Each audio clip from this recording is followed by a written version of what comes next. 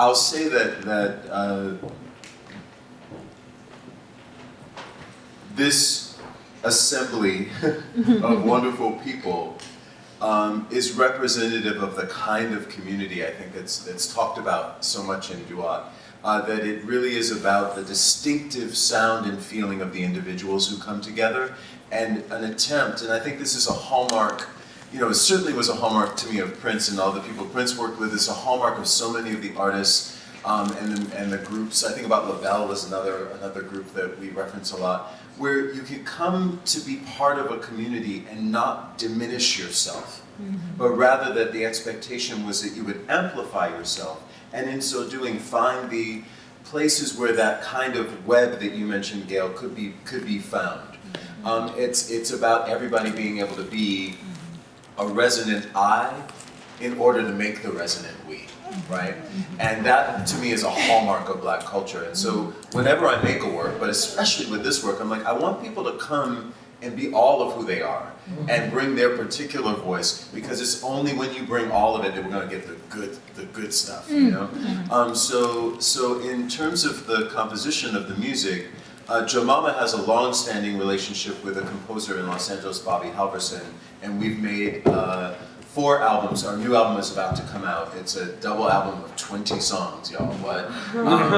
But some of which are in this piece. But I also met, several years ago now, through Kyla Searle, I met Samora and fell instantly in love with his artistry and his vision and his deep rootedness both in the tradition of Black cultural expression and a sense of his immediate connection to this moment and his own vision for the future. And so I said, well, can we find a way to work together? And he graciously agreed to be part of this project. And so maybe you just talk a little bit about some of the inspirations for what you heard in DUAT and what motivated you to write the pieces that you wrote. Nice. Yeah, I'm just overwhelmed with gratitude at being able to be a part of this project. As Daniel said, we've been working together kind of as friends and artistic contemporaries, but also as musical artists for a little while. We kind of tried out some of this musical material at Joe's Pub a little bit before we started working for this play particularly, just to see how it would kind of play with audiences and what their reactions would be.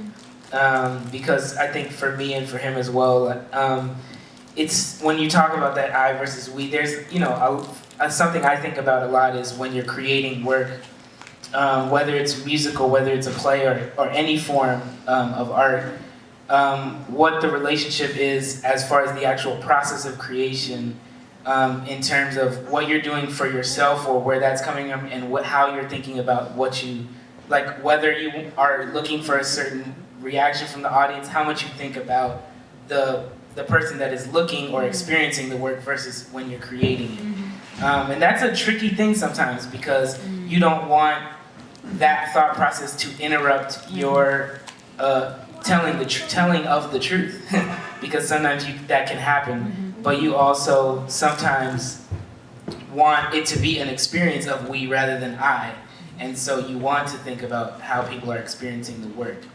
And one of I think the crucial point where we kind of created a lot of this work was we did a residency in Minneapolis at Penumbra, right? And we stayed there for a week, and we were able to kind of just have that space to really kind of workshop the ideas in the work, and then also to build kind of the structures or the skeletons of some of the songs that you'll hear, especially in the second half of the piece. And one of the things I love about this project is that it's so not limiting. As you were talking about, that Prince was not limited by genre, not limited by any type of confinement. And I think Daniel was the same way. Whenever we were talking about the play and also the music, there was never any limits as far as what the genre would be, what the sound would be, where the what things would be involved with it. It was only how do we create what we want to create. So there's things that you'll hear that's, there's a rap in the piece that's about Yeah, I don't want to give it away, but well, we might even just do it actually. But it's different than any other rap that it's a different. I don't think any rap has been made on that subject in all time. I think if Prince were to rap, he might write something. Yeah. But that's, I don't know if I should say that because I wrote it. So that actually sounds weird. But there's you know, like there's definitely, you know, elements of the jazz tradition, which is the first tradition that I come from as far as my training. There's huge moments of those, you know, I would say the biggest musical element in or influence in it is definitely Prince, is definitely these large kind of girl groups like LaBelle and that kind of era where there was this like kind of this big sound thing that was always, especially for Joe Mama, you know, as a diva. So it was this diva era where it was like, that concept just means larger than life, you know, and so that's one of the things I also love, not to go on too long, but that a lot of the musical material and the written material, which we had to work with through Daniel, was about this concept of making something so big so that we could deal with something so small, or making something, talking about the stars and these large entities that are so much bigger than the human to talk about our most intimate ideas. You know, that kind of dichotomy, which is something I love to kind of grapple with. And then I'd like to also hear briefly from you, Trevor. So Trevor was brought on, so we're so excited to have him join us, and he's been an instrumental part in developing this project into its production. For anyone in here who makes theater, you know that like, in the most traditional ways, it changes and changes and changes up until the moment that you do it. But this was not traditional, you know. So part of what is at the core of my methodology of working is to make sure that the piece stays true to itself, and that means that it was mutable, really, right up. You know, there's an improvisatory element in it still, but it continues to mutate. So Trevor had a huge responsibility, which is to keep, kind of like run herd on all of these elements musically and be able to find a synthesis that let it feel also like itself. So if you want to just say a few words about your experience. Yeah, I mean, I think the really exciting part and the really challenging part about making new musicals always is letting the rehearsal room be really alive. Mm-hmm. And so in that way, it's, you know, you have a cast of these people who essentially are having these roles written for them and around them. So how can we take this material that has this great musical stamp and this great lyrical stamp and really make it come to life in the most accessible way for this particular group of performers in this performance. And I think then, on top of that, how do we incorporate the band in such a way where we have a common musical language and musical threads that begin to tie the whole piece together into a nice, sort of digestible package. So that kind of is the big challenge, I think, and really the joy of putting together these things in the room, for sure. So let's give you some music. Yeah, so maybe we can do Supernova to start, and then Jacques, we're going to draft you. Yeah. So you ready? Oh yeah, yeah, do the harmony. Okay. Is this in tens key or my key? Which key do you want it in? I like it in mine. Tenzin sings it in the show. It is now, I have told Tenzin that this is now his song for forevermore. So whenever we do it, he has to come. Would that work? Okay. Yeah, here you go.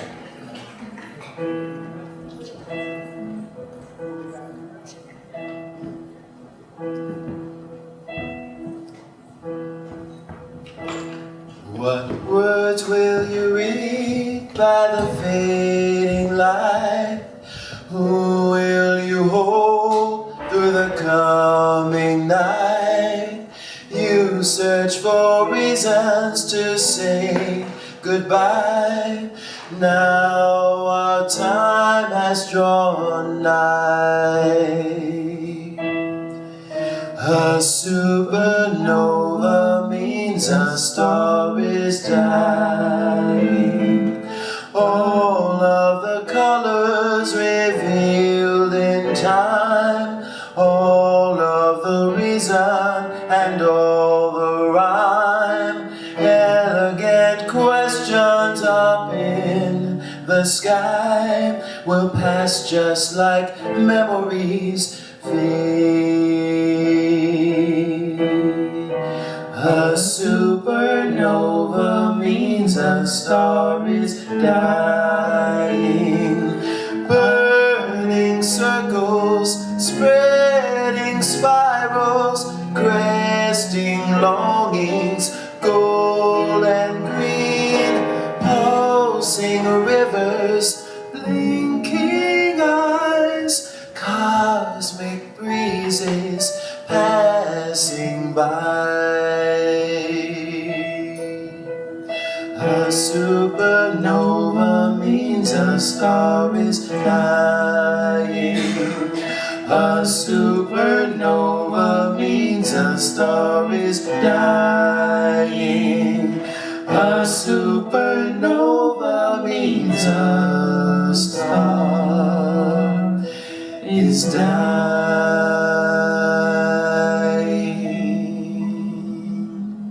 Wow.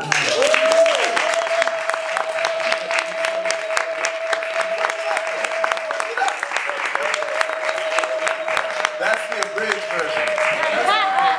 No, seriously, yeah. The British version? The abridged, yes. The British version, I'll scoop it over. So, next, we'd love to, and we're going to figure out how we do this. Maybe beats. Yeah. Okay, just make beats. Do it. All right, but Jacques Colimont is here. To tell you just a little bit about the genesis, so as those of you who've seen the show know that there's a section that's about a pageant, and I was super inspired by all of the elementary school pageants and community center pageants that I did growing up, and the idea is that, you know, everybody made their piece, and for Jacques' character, I wanted there to be something very nerdy and sciencey, and so I wrote a framework for this song. And I gave it to Samora, and Samora said, he said, yeah, that sounds like it came from the 1980s. And I'm like, I did. he said, let me go away and fix this. And he did, and he really fixed it and made it into actually something quite luminous for this moment, lyrically and rhythmically. So this is we call it the pollinator rap. Okay. Yes.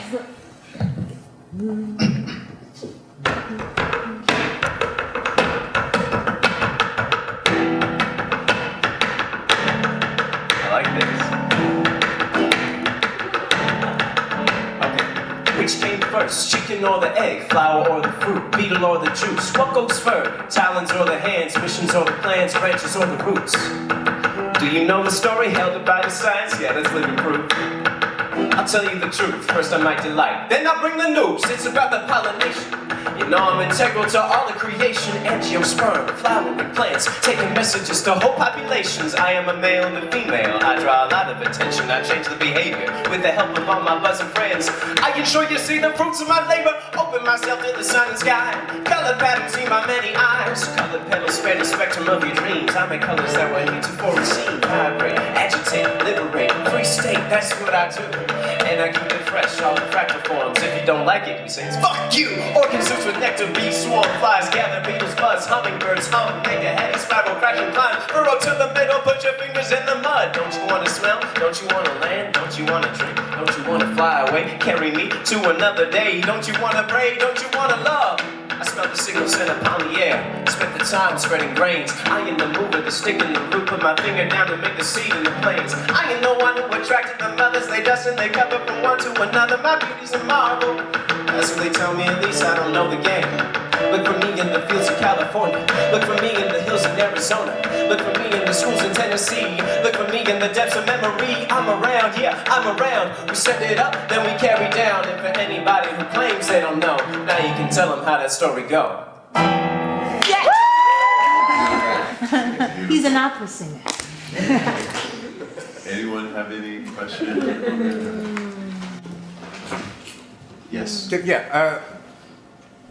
So I guess I'm hearing that you guys worked up the songs well in advance of sort of merging it into this theater piece. Did you already have these narrative touchstones that you wanted, places where you wanted to insert the songs, or did you in some way build narrative around the songs? A lot was the building of narrative around the songs. Yeah, and what's been interesting, you know, probably about 10 years of my work, and Morgan knows pretty much all my work, like I wrote play, like I was very kind of the controlling writer, like I wrote everything and knew where every comma was, and like say it like a, you know, it was horrible in the first one. But when I started to perform Jomama again in 2009, she came through and wanted music, so I actually turned to songwriting, and those songs became these core pieces of information. And the first piece that we did, Radiate, I built around those songs, so it was very much framed like a comeback concert, and the narrative wove around it. And the same held true for this, that the songs became the linchpins. They were the things that made emotional sense and that carried us through. And what I loved this time around was that I got to write specifically for these actors. So that I brought them all in, no one auditioned. These are people that I was like, I need you to be in this piece, I need you. And it collected over 2 years. And then I wrote their characters onto their bodies in relationship to the songs, but also in relationship to who they were. So what you see in DUAT is the people who are on that stage are actually in words that were written for their bodies. I think the other thing that, real quick too, that was cool to me, and that's connected to that, is that it felt a lot like putting together an album, in the sense that we wrote a lot more music than we used, which I don't think is normal for a play or this. You know, usually the process is the opposite, where you have the structure and then you write for the sections that you want music there. But we probably have 3 times what we actually ended up using in the play. AJ, you had a question? I wanted you all just to talk about, I guess, it seemed to show in the first act, we hear recorded music, or just talk about the thought process behind it. In the first act, there's no songs from the characters. I don't remember, I think it's all recorded music. And then in the second half, there's a lot of music, and there are choral numbers, and there are also solos. So I wanted you to talk about that process of why you chose not to have song or like, you know, live singing in the first part, and then the shift in the second half of the show. For sure. So we do have a couple numbers in the first part, but they're totally a cappella. Like they're not band numbers, right? Like they're real spare. They're more like character pieces, more like monologues. But the idea was, you know, in some ways, like to show the lineage, the history, the connection, the power of that music. Like, you know, I'm not trying to sing no cover of any of those artists, because you can't know. Just, you know, it's like, don't ever try to do it, you know? But that idea that in the literal vinyl, you know, that's why I love vinyl, because it's that encoded vibration, right? Like in that literal vinyl is information. We get, you know, I remember growing up and my parents listened to Odetta, you know, so some of my earliest memories are of hearing Odetta through a record player, and that goes in your body in a different way. And I think that idea that our music, especially, you know, in terms of Black culture, our music is so much a vital part of how we come to develop our thinking and develop our understanding of our relationship to our emotion. And so I wanted to put that out there, and some of the songs we play are songs that are lesser known. Like there's like some deep cuts from Patrice Rushen, and you know, we're not playing one of Prince's popular songs, we're playing a deeper cut. So the idea is let me share with you what the real influences were, and then in part, the later part, you see how those seeds flowered. Like, to be tacky about it, but like what, you know, but what does it mean that you make music that has those roots and not? I think the interesting thing is I'm not actually trying to be original. I'm trying to continue a tradition, and that's a big difference for me. Like I want you to know where my influences come from, and I want to pay homage to them through the prayer that I pray. Yeah, you want to say anything about that? Yeah, I mean, I think you got it. The biggest thing for me, the biggest difference was memory versus imagination, right? So the first half, like when we were first talking about, and there was a point where we considered playing some of that stuff live versus using the records, but there's something about, it's kind of, I mean, it can happen with other things, like I've noticed it happens with a certain type of soap that you use that reminds you of a place you used to be. Like, there's just touchstones where you'll experience that sensation. It will bring you right back to a certain point in time or a certain experience. And music is so like that, you know. So I think a lot of the idea of that first half is how memory informs, this really kind of like deep interrogation of oneself, which is to me a lot of what is happening at the beginning. This confess idea is like, are you being really honest with yourself? Are you, what's really going on here? And part of that reflection is kind of dealing with these memories, dealing with these stories and things like that. And the records themselves, for me, are like representative of that in a very tactile way for the audience, that when you hear it, you know that it's a memory. You're actually experiencing that yourself. Whereas the material that's written, especially in that second half, which is this pageant that's so fantastical, but is also about very real, important ideas, it creates this space for imagination. So anything is possible in that moment, right? It doesn't have to be grounded in something tactile and something like that's technically real or whatever. Like, we can make real whatever we want to make real in that moment. And that's what's so awesome sometimes about just being able to write music, is you write your own reality.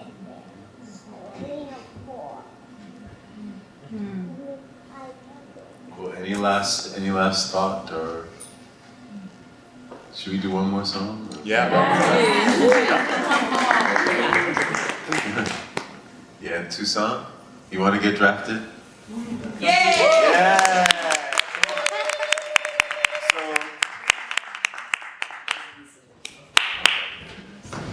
Alrighty. So we'll just say a little bit about this song, and this is also, we knew we were going to do this piece on George Washington Carver, and I've been playing a lot with Carver in Joe Mama's concerts, and so we've been talking a lot about Carver, and we sat down in Minneapolis, and we're like, oh, we got to do that Carver song. We have to do that Carver song. And I was looking through my page. I had written so many drafts of this play. I was like, I think I wrote something about, we're going through these pages. And Samora said, well, I need some words. So I was like, okay, hold on. And I wrote the lyrics like that. I handed them to Samora, and 15 minutes later we had this song. Like, it came like, this song was written probably in 25 minutes, wouldn't you say? Yeah. Boom. Yeah. I'm super happy. And we're going to hear from the gifted Toussaint Jean-Louis, who is another angel in this world. Yeah, go for it.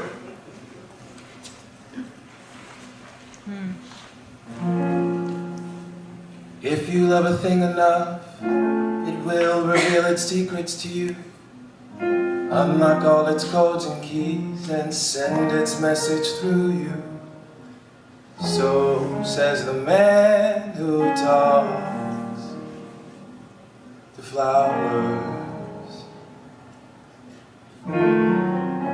Science, yes, but so divine. In nature you'll find your guide to mystic senses of a life that escape your definition.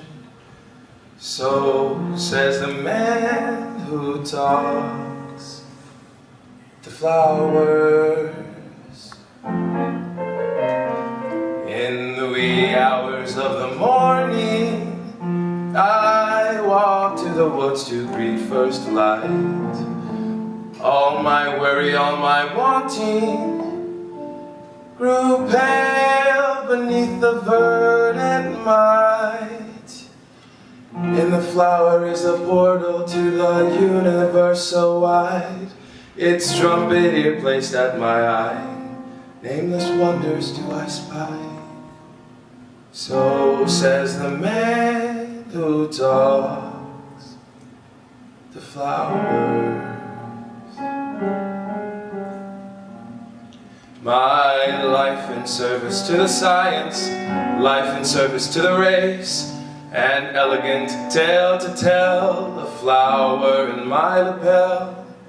If you love with all your heart and love without an ounce of fear, you will surrender all you know and open up your sacred ear. For if you love me as I do you, I will visit in your dreams, whisper secrets bold unto you, leading you to mystic streams. So says the man who talks to flowers. So says the man who talks to flowers. So says the man who talks to flowers. Beautiful.